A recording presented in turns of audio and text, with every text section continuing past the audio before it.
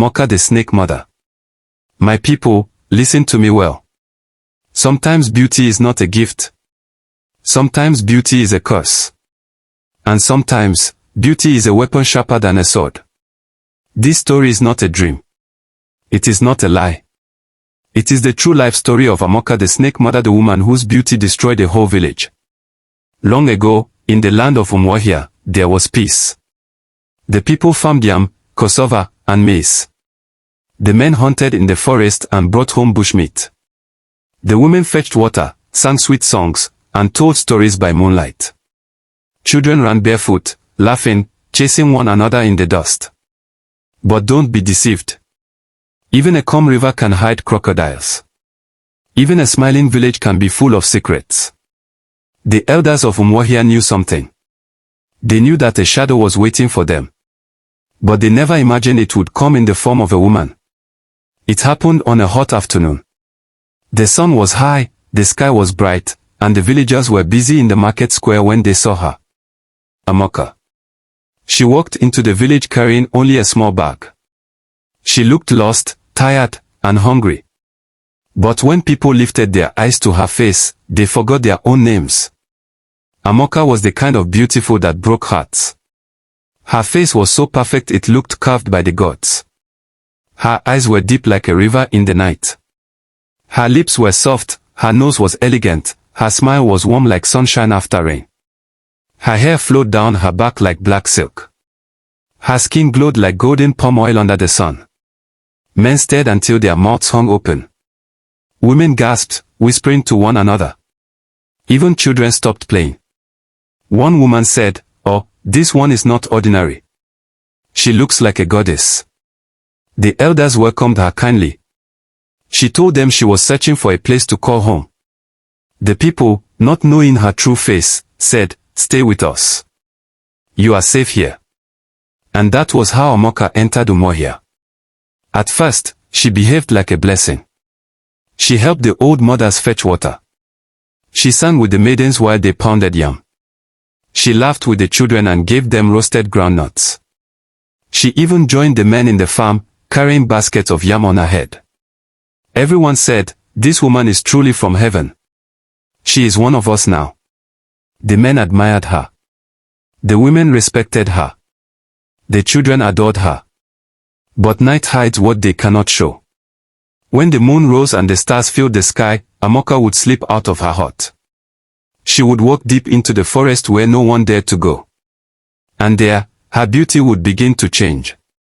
From her chest upward, she remained the most beautiful woman in the world. But from her waist downward, her body twisted and stretched. Her legs melted into shining scales. Her feet disappeared into coils. Her body grew longer, thicker, more terrifying until she became half woman, half python. Her golden brown scales glowed in the moonlight. Her jeweled top sparkled like fire. Her coils were as thick as palm tree trunks. Her hiss echoed like thunder in the forest. This was her true form. Amaka the snake mother. Every night, she slithered silently into the village. And every night, if she saw anyone outside, she swallowed them whole. At first, it was only a few people. A hunter who returned home late. A woman fetching water after dark. A child chasing fireflies.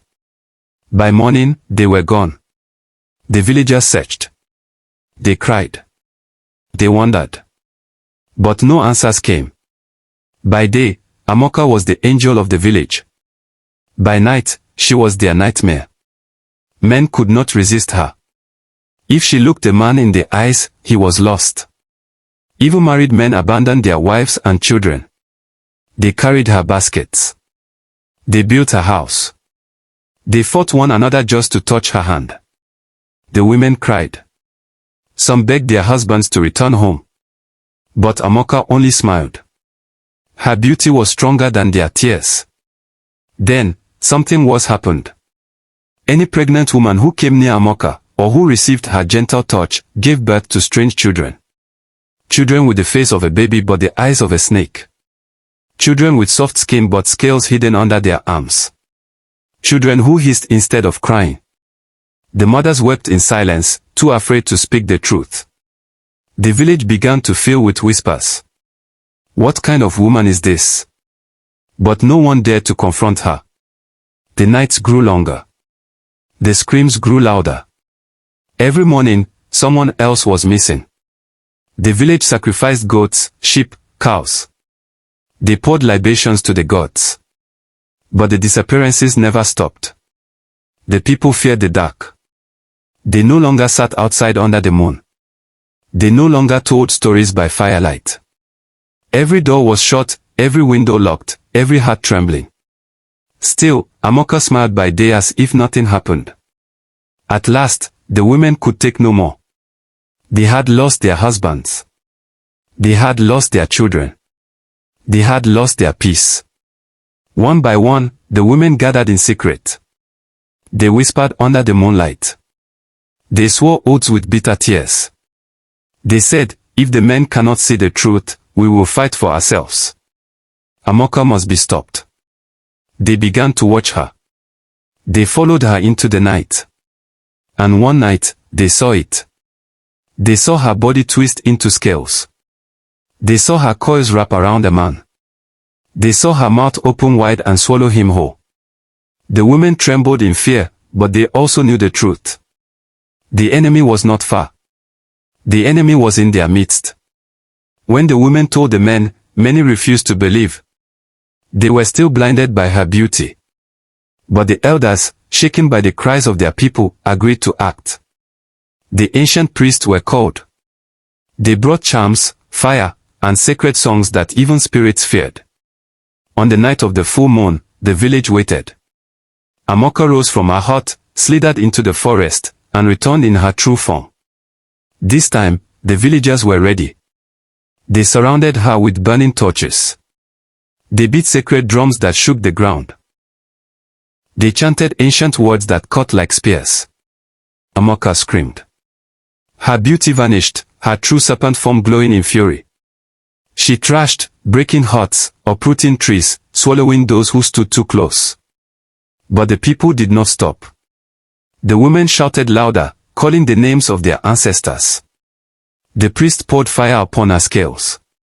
The men struck her with spears dipped in medicine. At last, with one final cry that shook the heavens, Amaka the snake mother fell. Her coils burned into ashes. Her glittering scales turned to dust. Her spell was broken. The men awoke as if from a dream. They looked around, ashamed of what they had done under her charm. The children who were born half snake were taken to the river and returned to the spirits. The women washed their tears with bitter songs. Umuahia was free again. But the scars remained forever. The people said, not all beauty is a blessing.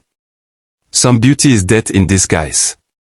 Be careful who you welcome into your home. For sometimes, the enemy wears a smile. My people, let me ask you. If Amaka came to your own town today, would you recognize her? Or would you fall under her charm? Comment your answer below. Share this story with your friends. And don't forget. Sometimes the person that will destroy you is the very one you say welcome.